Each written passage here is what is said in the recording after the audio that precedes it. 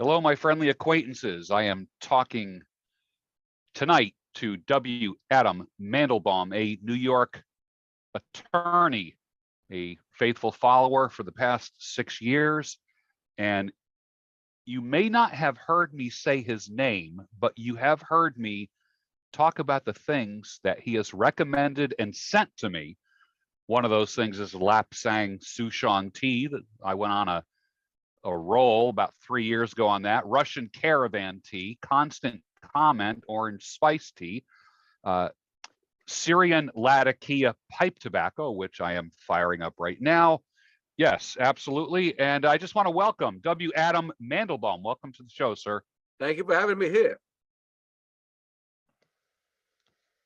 How's the weather up in New York? Yeah, rainy and a little cool. Okay, about the same here. About the same here. I think we're only about an hour and a half at the most. Yeah. Hour and maybe, yeah, no more than 2 hours, but yeah. So, wow, you have got quite a distinguished career, and we want to make a disclaimer first before we get into things. And that disclaimer is what? Go ahead. Okay. What we're going to talk about tonight is for general education only. This does not establish any kind of attorney-client relationship between me and any of the viewers. And also, if you have a family law problem or a divorce problem, you must contact a lawyer in your jurisdiction that has experience in these matters to represent you. Ta-da. Hey, amen. That's good. That's good. So you have a lot of experience in writing about. I remember you had a blog at one time called VIP Bachelor. The VIP Bachelor. I also have I have an ebook, plug. I have an ebook, the Born Again Bachelor's Bible, which is for divorced men. Usually I say this at the end of the conversation, but how can people get that? Go to Amazon Kindle, put in W. Adam Mandelbaum, Mandelbaum, and you'll see a bunch of books, one of which is Born Again Bachelor's Bible for divorced men. Thank you. Beautiful. That's right up my alley. That is right up my alley. So let's just dive into it. What inspired you to write Born Again Bachelor's Bible? In the course of my practice, I have seen so many men that have been devastated and almost eviscerated by divorce. And that book is to help them through it, to help them not only survive, but thrive as a born-again bachelor. Define born again bachelor. Well, you committed matrimony at one time, and then you got out of it, and now you're a born again bachelor. So you've been married once, now you're not, and now you want to go, where do I go from here? And that book helps you tell yourself, where do you go from here? That sounds very consistent with some of the things that I say about, of course, don't try to get her back, but get yourself back. All these 100%, guys 100% sending the woman flowers to try to win her back. And I jokingly, but not so jokingly, say, send yourself flowers. I say the only time you should send a woman flowers after the divorce is at her wake. That's it. That is it. Now, what do men typically go through when they're going through divorce? I know some of my coaching clients are living in somewhat of a hell. It's kind of like a pre-divorce limbo that they're in. And my role is just to get them to survive this as they are being, dragged through the ringer, being called narcissistic, abusive, violent, and all this stuff. If a guy raises his voice 1 decibel or slams a door, all of a sudden he's scary, he's violent, and that all gets believed in court. Following up on that, if your wife ever tells you, I feel threatened, that means she's talked to an attorney. If your wife ever tells you she wants to file a separate tax return, she's talked to an attorney. This is brilliant. This is brilliant. Why do you think that is? Well, 2 reasons. One, unfortunately, one of the dirty tricks that women play is they claim a phony, violent act against themselves, and now you're thrown out of the house, but you still have to support the house. as far as tax returns go, if they know you're hiding income or if you're off the books on some stuff, they can't say that if they're on a joint return, because then they're equally liable. But if they file a separate tax return, they can always claim innocent spouse. So if you hear those two things, she's talked to an attorney and it's not about the weather. You know, it's funny. I have 3 guys right now that is part of our conversation. I have 3 guys that are dealing with some of the worst right now. And one of them is going to end up out of his house, the house that he bought, the house that he is currently paying for, and he's going to have to go live in an apartment somewhere and basically fund a lifestyle and pay for his own. And he has a cash business. What advice would you give? No, wait, we don't give advice. That's right. We don't give legal advice here. General All right, education. General education. If a guy has a cash business, let's just say hypothetically has a cash business. You said that if the wife is on the joint return, then she is part of that. And she's aware of it. Let's say he's got a stash. Let's say he's got a cigar box or a coffee can with 25K in it. And she's aware of it. And it wasn't reported. She would actually be guilty of that if anything ever, any shit ever went down. Well, here's the problem, and it happens all the time. A woman will say, well, he's making cash off the books, or he's got this, or he's got that. And my first question to the other attorney was, did she file a joint return?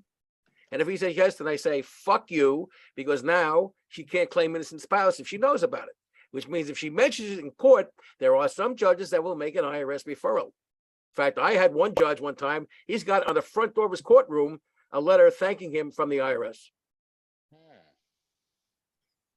Wow. All the more reason when she ever says, I want to file a joint return. I mean, I don't want to file a joint return. Watch the fuck out. You know, what's interesting there, Adam, there is so many men that make lists of red flags. I have never, ever heard these 2 items before. That's why I'm here. That is, and it never occurred to me to have those I'm items in the business, on you know, the it occurs list. to me. Yeah. You're on the therapy side, which is very valuable, and I'm on the bust them up and get them outside. Yeah. And you've been on legal teams that have defended people that have had some, you know, we're not going to mention any names, but you have been on legal teams with some high profile people before. Yeah, but not for divorce. Not for divorce. That was criminal stuff and business stuff, not for divorce. Okay. As a matter of fact, the bad guys have the best wives. You know what? I have said that all along. You know it and I know it. That's right. You want a loyal wife, you want a wonderful mother, look for a bad guy's wife. That's it. And I've represented some bad guys. You have represented some notorious people without mentioning names. Without mentioning names. And we both know those people. I know people in Philadelphia. Different family. People in New York. Different family. Completely no Same pun union, different intended. local. And yep. And the wives are absolutely faithful. If everybody had a wife like some of the wise guys I know, I wouldn't have had a business as a divorce attorney. Right.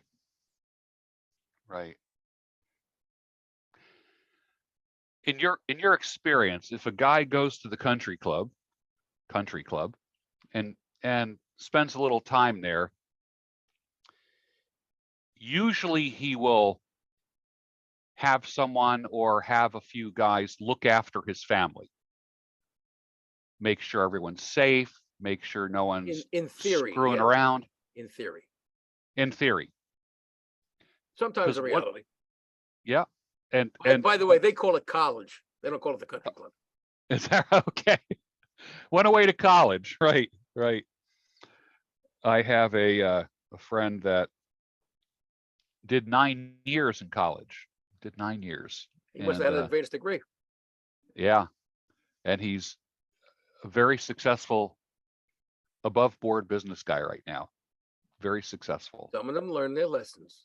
Yep, he sure did. He sure did. And the good thing was he wasn't married either. That was you know that was one of the positives. He didn't have that worry.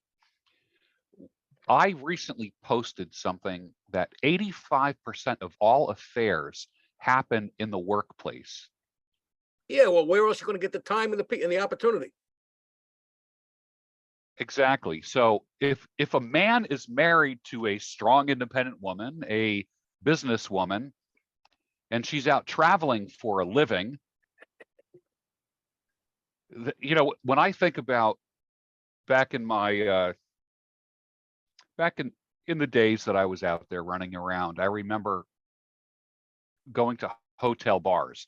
And I've said this all along, hotel bars, forget the clubs, forget the clubs. Go to the hotel bar, because the reason is any guy can encounter a woman on a business trip, and what happens at the hotel stays at the hotel. It's not just Las Vegas, at the hotel. And usually it ends with, let me know next time you're in town. Well, Okay. that's the 4F club. You know that. What is that? Find them, feel them, fuck them, forget them. That's it. Hotel bars, 4F. I hope I just didn't demonetize you. No, not at all. Not at all. Not at all. What is the biggest risk a man can take when it comes to marriage and relationships? You've Marriage? seen it all. Marriage. Marriage. 100% of all divorces are caused by marriage. Isn't that like a Groucho Marx thing?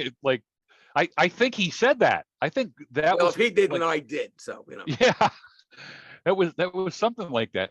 He was also marriage is the leading cause of divorce. And my favorite Groucho line of all time is the woman saying, hold me closer, closer, closer. And he says, if I get any closer, I'll be in back of you. Yeah. Of course, my favorite Rudyard Kipling line is, a woman's only a woman, but a good cigar is a smoke. That is good. Rudyard Kipling really has some good works. Really good works. As a matter of fact, you had sent me something. It wasn't Kipling. Who wrote Invictus? That was Henley. Wow. W.E. Henley. I will do a video on that. You should, because it's so important for men to know that, and especially coming from you, to give guidance to it. Yeah. It probably wouldn't be a bad thing to memorize. I mean, it's not that long. It's kind of like If by Rudyard Kipling. Correct, which I love very much. Love that poem. I think Invictus would make a great toast as well. I think standing up and raising a glass and quoting that with at a men's dinner, before But everybody. when you do that, you have to use the right language. You have to say, charge your glasses and be upstanding. I like that. I like that. Hey, when did you start shaving your head? When I went bald, about 48. I had my hair till 48, then it left me. Okay. But it was an amicable breakup. It was an amicable breakup. Yeah. Yeah. All right. It wasn't cheating on you, was it? I would know. So, all right. So if it happened at 48, which means that you've been buzzing your head down for a long time. That was before it was actually trendy. Yeah, in fact, when I went to law school, I'm so old. When I went to law school, we only had 10 commandments. That is pretty old. So I am in a unique position of fellowshipping and talking and communicating with all kinds of men in the men's development arena. Everybody from the pickup artist type of guys to the black pilled guys to the red pill guys to the MGTOW types of guys. And, you know, sometimes people will say, well, how can you mix with this person or that person? And I really, I don't want to be an enemy with anybody. I tried that game of, you know, what I would call like fake outrage with people. And I just think everybody plays a role in the men's development community. For the young guys, they want to be around girls. They want to pick up, they want I to got a have book for fun. them too, by the way, just another shameless plug. What is that called? It's for Generation Z. It's called How Far, How Close, How Far. Okay. And you can get that on Amazon too. And feel free to edit all this shit out if you want to, you know. No, I'm actually going to put the links for everything. I'm going to look it up and put the links. So for those that are watching this, you will have the links to these books down below. Tell me what that book is about. It's about how a guy in his from like 1996 birth date and on can negotiate the current situation, how they can improve themselves without getting a college degree, which is usually a waste of time, unless you have to be in a profession, and how they can live better and smarter. That's great. That's great. And I hope in your have, audience, there are more Generation Z guys learning from you, because they need to hear your voice and your yes. wisdom. Yeah. And I say the same thing about you. That's why you're on this channel, and we'll be doing this with me. I have Jonathan Noble, who lives about a mile from me. He'll be on. I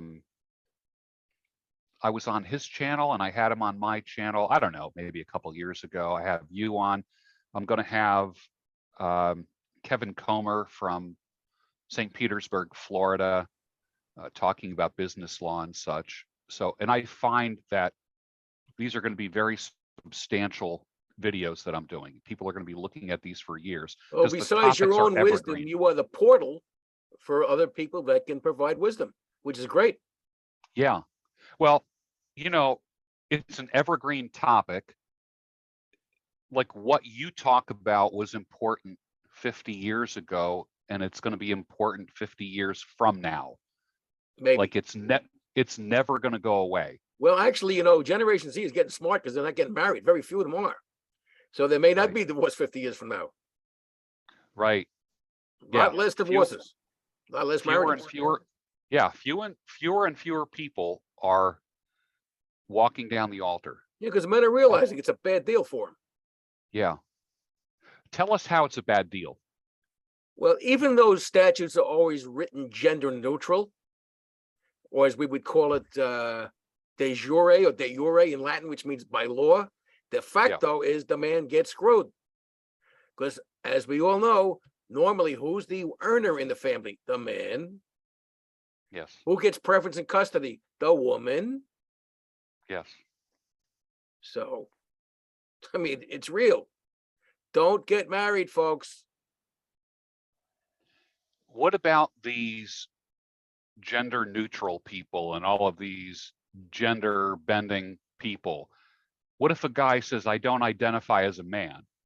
Well, if you know, if he's the top earner, he still gets put on the rack. Well, when you and I were kids, when somebody said they were into trannies, you figured they were doing transmissions. Now it holds a whole different meaning. Right. But I personally identify as a Cambodian octopus. But tonight I'm a man. Okay. It's bullshit. Yeah. You got a schmeckle, you're a man. You got a woo-woo, you're a woman. And you want to transfer, that's good, but you ain't a man, you ain't a woman unless you're born with it. Sorry. Right. It's just real. Right. And you can do whatever the hell you want to do. But who cares? I was telling guys, if they're on dating sites, that there is a small percentage of the women that they are looking at are actually men. In which case you don't have to worry about unwanted pregnancies. Yeah, exactly. Exactly.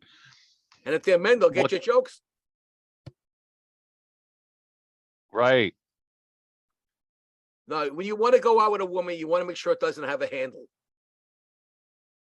No handles allowed. I mean, unless you're into that, in which case, more power to you. The I saw some kind of meme the other day that said like one of the first questions on a first date in the future will be, so have you always been a woman?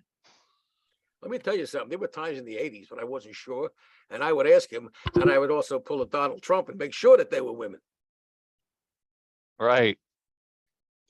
Because you Grab don't them want by the, that kind of a surprise you don't want. yeah, exactly. Born again bachelor. A man has to start over again. When his world revolves around his wife, providing for her, and then that's stopped. And especially if the guy has said in the past things like, I don't know what I would do without you. I can't imagine life without you. And then when it does happen, I've always said, then he doesn't know what to do because he trained himself to not know what to do because he said that for years. Now it's different with like a widower. I know men that lost their wife and legit really felt lost. And that I would say that's very legitimate. And the grief that a widower feels is very similar in my experience in coaching men, is very similar to what the divorced man feels. He feels like it's the end of his life. It'll never be the same There's again. one major difference. And by the way, I lost 2 fiancés to cancer when I was young in a 3-year period. The difference is this: if they died and you love them, you get to maintain your illusions and your delusions. Once you're divorced, you realize what the hell happened. Yeah. Yeah. How does a man approach a woman in this day and age of Me Too and all of this? There was this book that came out, I don't know how many years ago, this 50 Shades of Grey. And this guy is with this woman and he has her sign a contract with a checklist. I'll do this, I can do this, I can do this, but I won't do that, and I won't do this.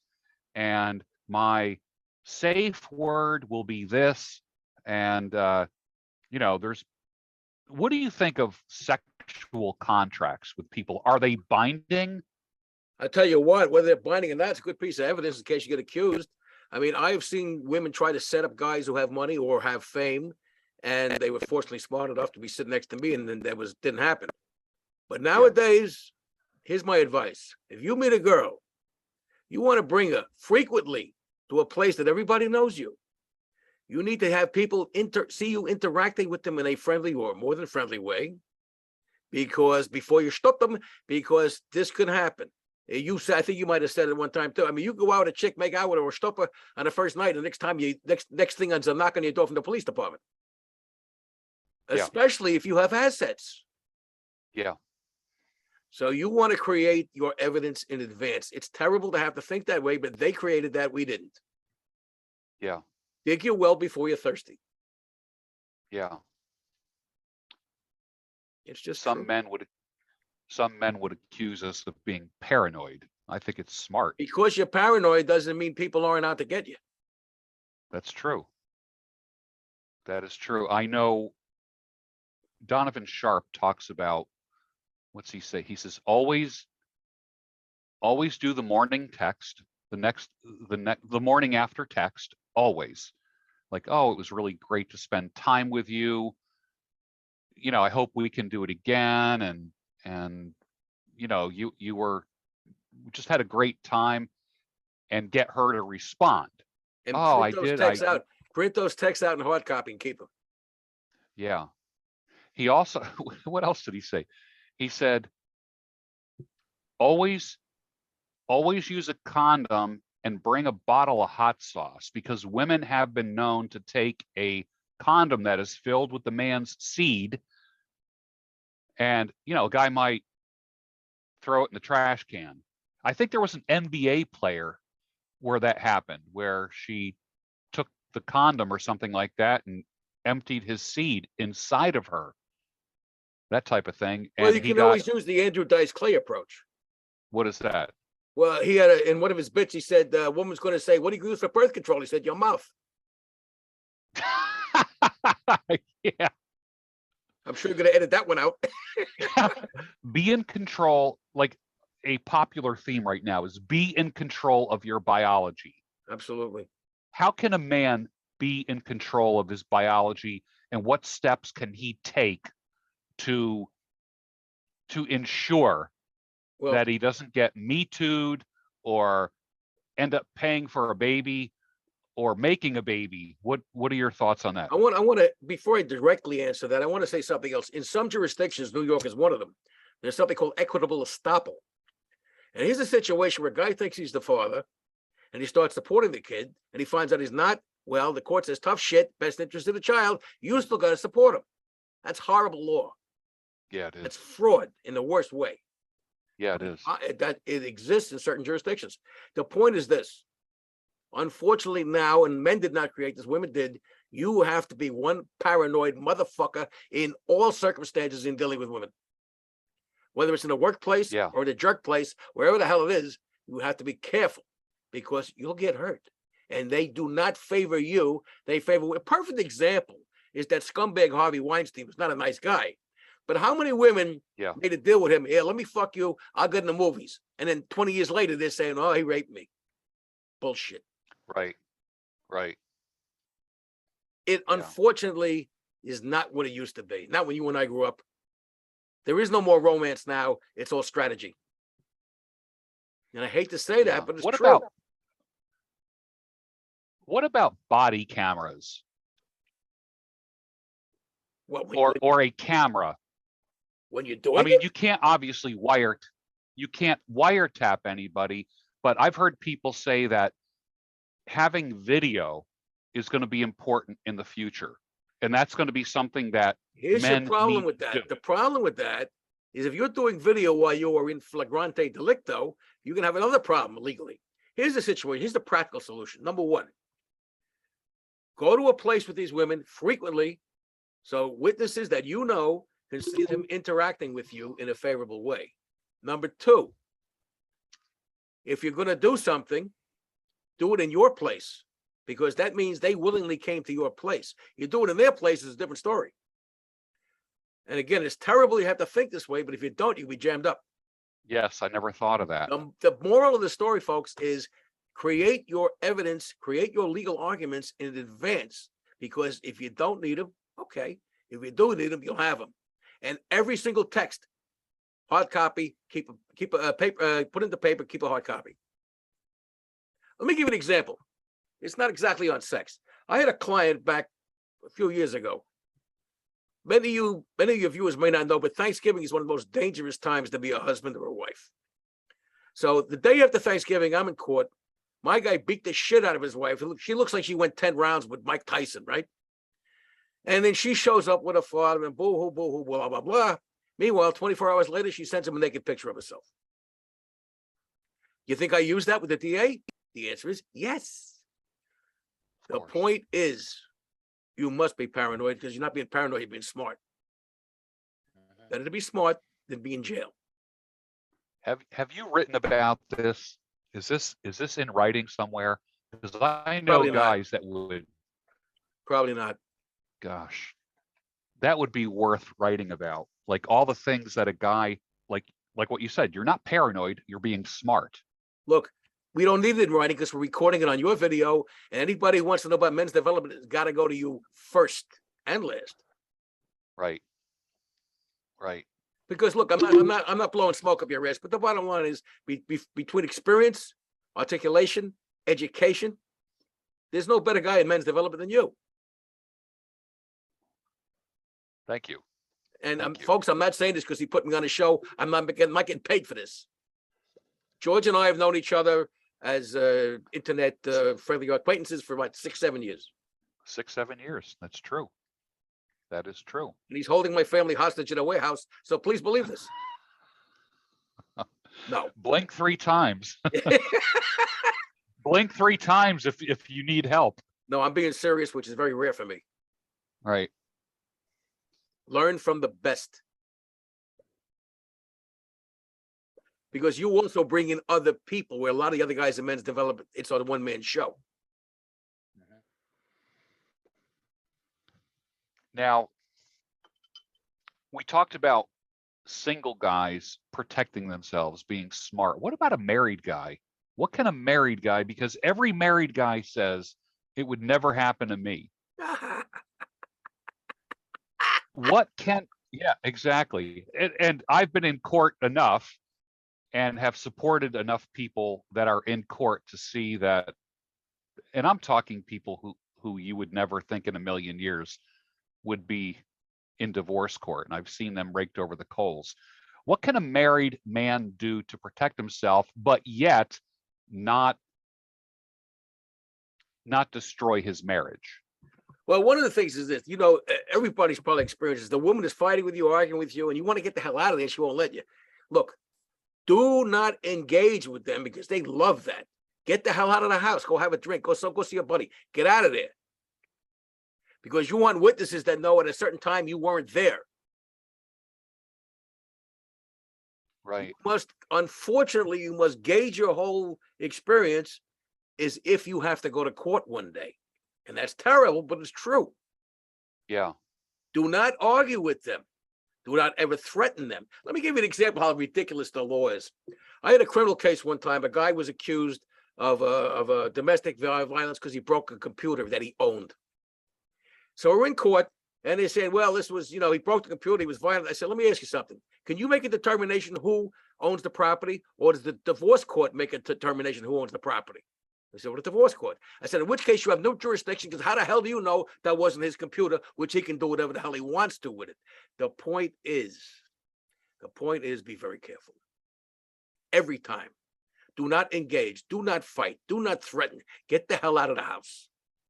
Go have a drink somewhere and then come back later on, especially if you have firearms in the house.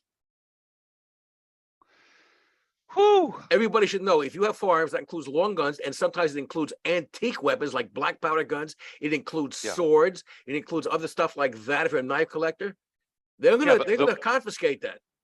The musket above the fireplace. I mean, yes, it's happened. I've had cases like that. Yeah.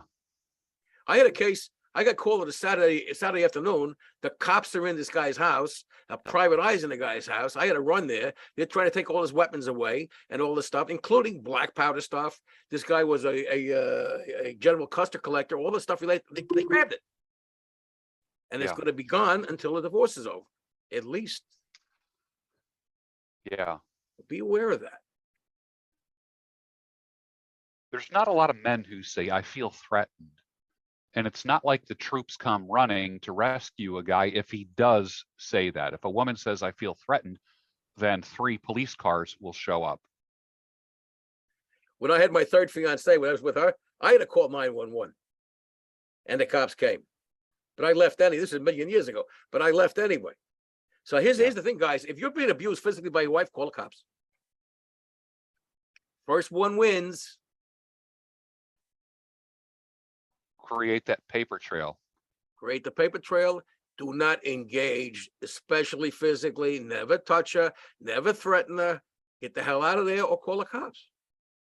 Keep your hands in your pockets. What I like to say, just keep your hands in your pockets and walk away. Because it's going to come back to haunt you. Yeah. Yeah. Because like you could be recorded too and not be aware of it.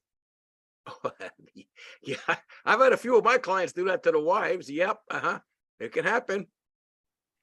Is that legal to record? Yeah, it depends on the state. For example, like phone comments, some states are one party recording, which means if I'm talking to you on the phone, and as long as I know I'm recording, it's good. Some states are 2 party, so it depends where you are. Okay. All right, and that you got to find out from your own jurisdiction. Yeah. What type of judge is better, a male or female judge? Now, there's more female judges on the bench now than I can remember in my lifetime. I mean, they're everywhere.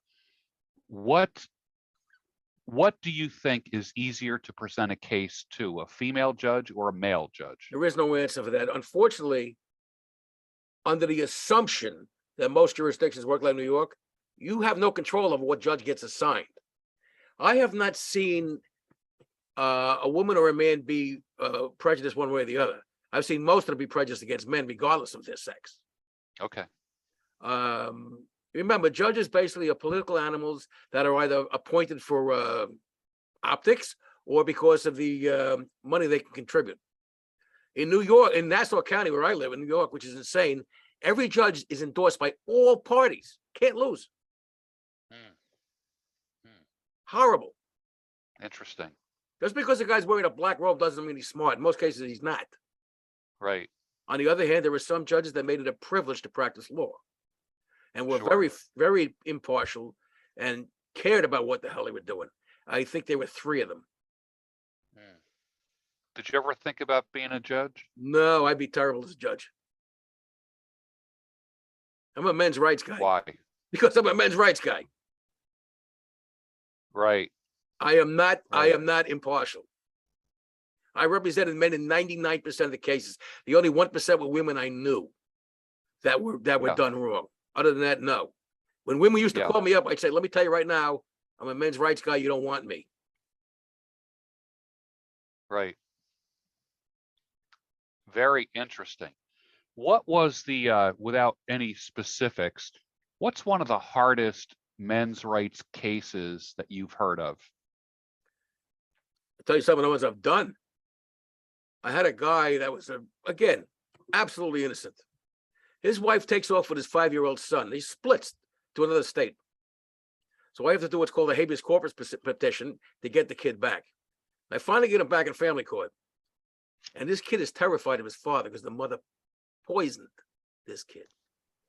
And this was a tough construction guy. He was no wussy at all. And he's crying his eyes out. And finally, I said, what do you want me to do? He said, let him have it. I said, okay, we'll get you reduced child support at least. That was tough. I've seen cases that gone to criminal court many times for arson, for violence, all kinds of stuff. It's a vicious, we have a saying that in criminal court, you have the worst guys being on their best behavior, and in divorce court, you have nice guys being on their worst behavior. Wow. So I only handled the tough cases. I mean, I had a few that weren't tough, and most of them were vicious, which is why they grabbed me, because I'm a vicious guy. What's the first thing you tell a guy when a guy comes to you for help and it's going to be a difficult case? What are like the top couple things that you might counsel a guy in? My first thing is an event is not an epitaph. Number 2, marriage is a legal event that creates property rights. Divorce is a legal event that undoes that and distributes property rights. The event is not you. It's an event. If you get into a car accident, do you hate yourself the rest of your life? No, unless you kill somebody. Right. Divorce is an event, folks. It does not define you, because you had an existence before you met that woman, and you'll have an existence after you got rid of her. Remember that. There is life after divorce, hence your book, Born Again Bachelorhood. Born Again Bachelor's Bible. Okay. I can't wait to put that link down. I've told you this in emails before, and folks listening to this guy is Zeus. The other guys don't have your educational credentials. The other guys don't bring other guys on. They're too busy showcasing themselves. I'm not going to mention names, but you know who they are. Right. And they say the same shit every episode. Yeah. It's not wrong, but we heard it already. Been there, done that, got the t-shirt. Yeah. I've always liked that line. Been there, done that, got the t-shirt. It's pretty funny. You're evergreen. They're not. Yeah. If I were a divorce guy and I didn't have my background, if I was shopping YouTube channels, I go to you. Especially with your counseling background and your educational credits and your experience. Yeah.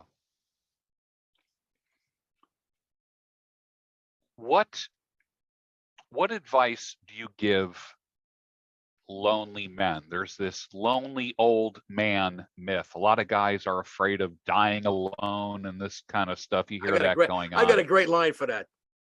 Yeah, I had go a ahead. client who told me one time because I was single. He says, Mandelbaum, you're going to die alone. I said, you're going to die sleeping next to an ugly old woman. Big deal. We all What die is alone, worse, right? folks. We all die alone. Right.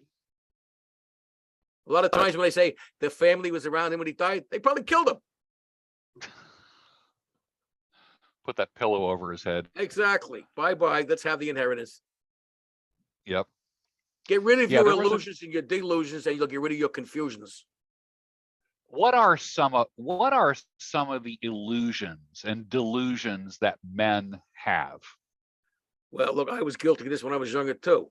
You can call it white knight, or you can call it Captain Save-A-Ho. Same thing. You are not there to save their life. You might be there to share it. You ain't there to save them. Not financially, not any other way, which means you got to be goddamn careful about who you pick as a wife or a girlfriend or anything else. You don't want to lose her, and they don't want to lose her. Yeah. Because you'll pay for it. What about these dudes that move the girl in? Idiots.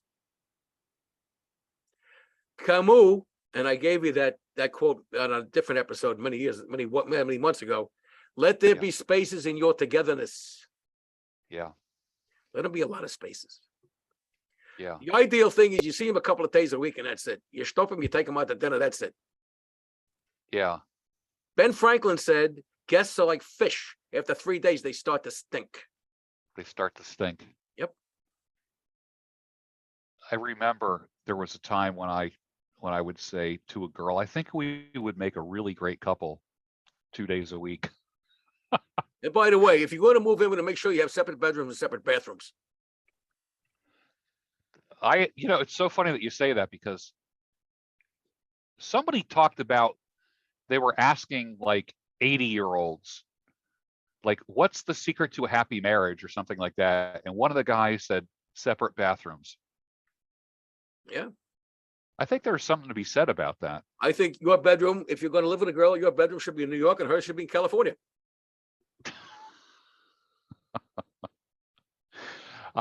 I know a guy, and I've told this story before, you might have heard it, who took a job as an airline flight attendant. And he was married. And I said to him, I said, gosh, what did that do to your marriage? Because he was up in the air for about 4 days a week, 4 out of 7 days. I said, what did that do to your marriage? He says, it's the best thing that ever happened to it. And I said, how's that? And he says, we're away from each other 4 days a week. And for 3 days a week, we get along. By the end of the third day, we kind of start getting on each other's nerves.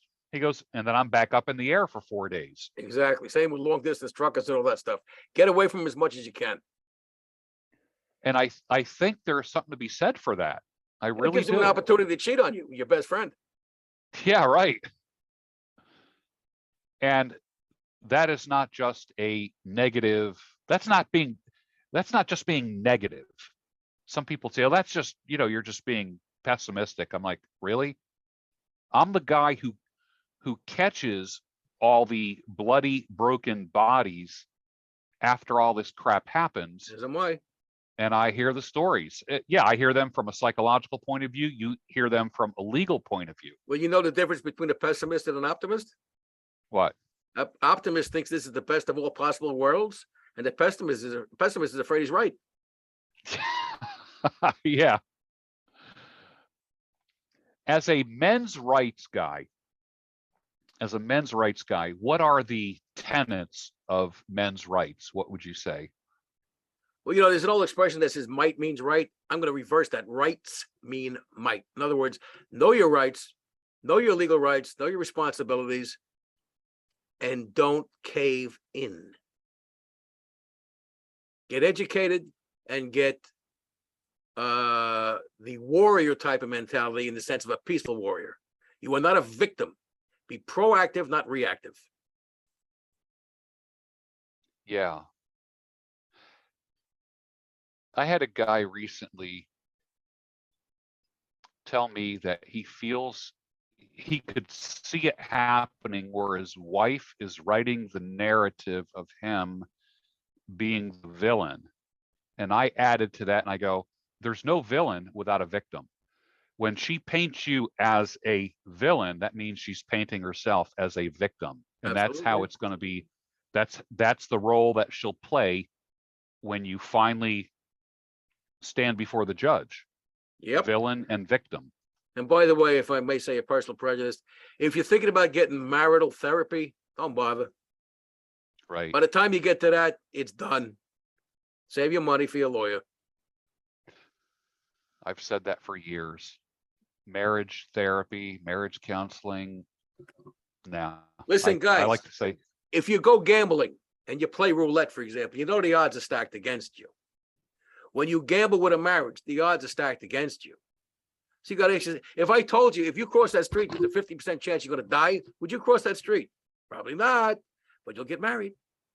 right, right. Yeah, I've heard it said if you go skydiving and the instructor, as he's giving you the parachute, he says this parachute is documented as having only a 50% opening rate. Would you still jump out of the plane? And by the way, anybody contemplating skydiving, one thing you don't want to believe in is if at first you don't succeed, try again. That is true. I know some guys who, like, their attitude is just keep trying until you get it right. I know guys that have bought 3 or 4 engagement rings in their lifetime. You're looking at one of them. So At least the hence first two had the decency to die. The third one survived, even though I asked her nicely to die, but she wouldn't. It's funny because you bring some nice levity to the situation, which can be quite tragic. And I think You need it. You got to maintain you a sense need of it. humor. You'll blow You your need brains it. out. Yeah. And I always joke with my clients. I always try to make them laugh, under the worst circumstances, because if they're laughing, they're not putting a gun in their mouth. Right. Yeah, there was a fella who I know, this guy Terrence Pop, Oh, yeah, Sergeant Pop, great guy. good guy, and he carries around a bag of dog tags, and every time some guy emails him and says, I really came that close to putting the gun in my mouth, but I didn't, and I've been following you, and you gave me hope and this kind of stuff. And the last time that I interviewed him, he had it was a Crown Royal bag, that felt Crown Royal bag that, I know it well. yeah, he had that filled with dog tags. And I said, and it was very, very dramatic. And I said to him, what's in the bag? Dead And guys. he pours it out, and it scattered all over the table. And it represented lives that thought twice about killing themselves and didn't. And I remember, because I interview him about once a year, and it was something like 330 guys. And then the next year I said to him, and he knew exactly where I was going with this. I go, Terrence, what's the number now? He's like 437. He knows exactly how many guys' lives he has saved. Well, what he used to say was, don't use a permanent solution for a temporary problem. And by the way, if he's watching this, major props to you, Sarge. Love you. Yep, he's a good guy. Another veteran. Guy. Yep, solid guy. Solid guy, definitely. I always enjoy talking with him. Always have good talks with And he got royally fucked over by his wife. From what I understand, that is crazy. I remember him talking about, he introduced me to a concept called administrative violence. And I'm like, what in the world is that? And he talked about, like, it's not violence as in bloodshed, but it's administrative, it's legal, it's social, and it's using administrative violence as leverage to help you get power in a situation where you obviously are are going to be on the losing side just because you're a man. And I'll never forget that. Administrative I'll violence. give you an example of it. Yeah. I'm consulting with a guy now post-divorce whose wife is an absolute piece of shit. And she's always saying how she's the better mother, she's this, the other thing. But the stupid woman did this. On Instagram, she posts a whole bunch of pictures of her looking like a hoe. And if she tries to go for exclusive custody, we're going to use that. Right. And there's Right. your administrative violence. I forget what the martial art is where you use your opponent's weight and momentum against them. I forget what that Yeah, is. judo, aikido, all that stuff. Yeah. Law, whatever. Yeah. Same thing. One of the things that I got out of this conversation, and we'll continue this again at another time, was the words that we use to describe ourselves and the words that other people use to describe us. If someone says, oh, you're just being paranoid, and what you said, no, I'm being smart. I like that. Well, look, law is the most paranoid profession in the world because there's always somebody on the other side trying to beat our brains in, and it sharpens the intellect. Yeah. And law uses words are weapons in the law field. And a man has to realize that, well, as they say in what the Miranda warning, well, everything you say can and will be used against you. That is true in divorce proceedings, isn't it? It's true anywhere. I mean, many times I say Pamela Anderson, but nobody held her against me. But anyway, the point is that if you're going to get divorced, or if you're going to be in a domestic violence situation in court, you're going to be facing a bunch of laws, case precedences, and certain procedures that are going to be very unfamiliar to you. You're in a different universe. You're in a parallel universe. So get yourself a good lawyer that does this stuff. Don't try to wing it on your own. You'll die. Yeah. And I'm retired, folks. I don't do this anymore, so I'm looking for any money. The bottom line is, though, you got a heart problem, you go to a cardiologist. You got a legal problem, you go to a lawyer. Yeah. Yeah. Or you'll suffer. That is a fact.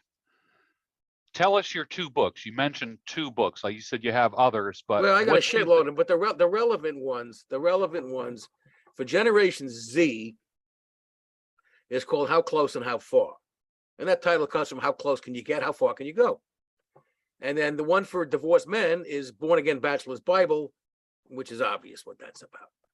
Yeah, that's great. Would you be willing to come back again and we kind of make a regular thing out of this? George, it's always a privilege with you. You and I have a long-term distance relationship, but Yep. Ultimate respect for you. Yep. Likewise. Well, W. Adam Mandelbaum, thank you for your time, sir, especially on a Friday night. I know that you turned down a half dozen women to be on the show tonight. The only time women chase me is when they take their purses. What was the I heard one comedian say, women are kicking down my door to get out. Yeah. No, as the audience can see how charming I am. So no. But then again, at my age, you don't care anymore. As long as you can go to the bathroom, you're happy. Yeah, exactly. Well, what was that one joke where I pee every morning at 4? I told you that one the other day. How's that go again? If you want me to tell it, I will. Tell it. Okay. There's these 3 old guys in the doctor's office. And one guy says, what are you doing here? Just ask my prostate. The other guy says, what are you doing here? He says, well, I got a bad cold. And he asked the third guy, what are you doing here? He says, well, every morning, 6 o'clock, I piss like I was 20. I said, that's fantastic. 7 o'clock, I shit like I was 20. That's great. What are you doing here? He says, I don't get up until 9. I'll be here for 3 weeks, folks. Don't forget to tip your waiters. Oh, that's great. So here we are, the rubber chicken circuit. One important lesson. Go ahead. Maintain your sense of humor. Maintain your perspective. Maintain your sanity, clarity, and reason. I love it. Thank you, sir, for coming on. I will put links for your books down below, Thank you. and I look forward to the next time that you're on, and we'll chop it up again. Always enjoy talking with you, George. Excellent, sir.